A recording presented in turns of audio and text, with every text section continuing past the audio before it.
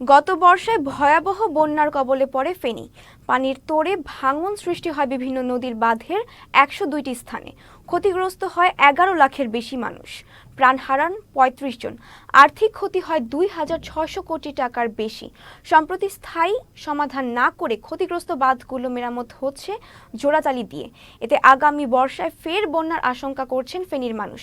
প্রতিনিধি কাউসার হামিদ শিকদার পিনুর পাঠানো তথ্য ও ভিডিও চিত্রে দেখুন ডেস্ক রিপোর্ট। গত বর্ষায় স্মরণকালের ভয়াবহ বন্যার কবলে পড়ে দেশের দক্ষিণ পূর্বাঞ্চলের জেলা ফেনী। ভারতের পাহাড়ি ঢলে ফুলগাজী পরশুরামের মুহুরী, কহুয়া ও সিলোনিয়া নদীর ১০২টি স্থানে বাঁধ ভেঙে যায়। ক্ষতিগ্রস্ত হয় ১১ লাখের বেশি মানুষ। কৃষি, সড়ক, আবাসন, শিক্ষাসহ অন্যান্য খাতে আর্থিক ক্ষতি হয় ২,৬৮৬ কোটি টাকার বেশি।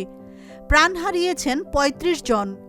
নদী তীরে টেকসই বাঁধ নির্মাণ না করায় আসছে বর্ষায় আবারও পানিতে তলিয়ে যাওয়ার আশঙ্কা করছেন ফেনীর মানুষ।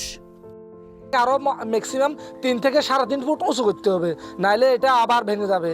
আবার এই ফেনী জেলার মানুষ আবার কষ্ট করবে বন্যায়। বেরিবানটা যেভাবে হচ্ছে তার থেকে আরো ৩ ফুট উঁচা করে বাঁধার দরকার, না হলে এই বেরিবানটা টিকবে না। ভারতীয় পানি যখন পাহাড় থেকে আসবে, এটা আরো কমপক্ষে ৩ ফুট উঁচু, না হলে বাঁধটা কোনো অবস্থায় টিকবে না।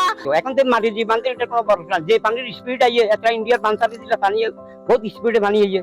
গত বর্ষায় পরশুরামের মির্জানগর ইউনিয়নের নিজ কালিকাপুর সীমান্তের শূন্যরেখায় বল্লামুখার ভারতীয় অংশের বাঁধ কেটে দিয়েছিল ভারতীয় সীমান্তরক্ষী বাহিনী, আর এ কারণে বন্যা ভয়াবহ রূপ নিয়েছিল বলে অভিযোগ ভুক্তভোগীদের। পানি উন্নয়ন বোর্ডের তত্ত্বাবধানে বিভিন্ন ভাঙন এলাকায় মেরামতের কাজ চলছে, কিছু এলাকায় সম্পন্ন হয়েছে। সীমান্ত জটিলতা এলাকায় কাজ বন্ধ থাকলেও শীঘ্রই কাজ শুরু হওয়ার সম্ভাবনা রয়েছে বলে জানিয়েছে পানি উন্নয়ন বোর্ড। ৯৬টি স্থানের ভাঙন ইতিমধ্যে সম্পন্ন করা হয়েছে। ৬টি বড় ভাঙনের কাজ চলমান আছে। এর মধ্যে একটি বলার মুখে, যা নোম্যান্সল্যান্ডে আংশিকভাবে পড়েছে। নোম্যান্সল্যান্ডের কাজটি ডিজিবিএসএফ চ্যানেল, যৌথ নদী কমিশন, অন্যান্য সরকারি পর্যায়ে আলোচনার মাধ্যমে সম্পাদনের চেষ্টা করা হয়।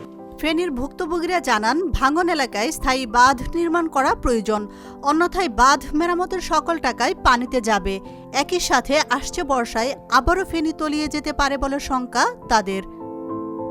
আশরাফুন নাহার মালা, চ্যানেল এস, নিউজ ডেস্ক।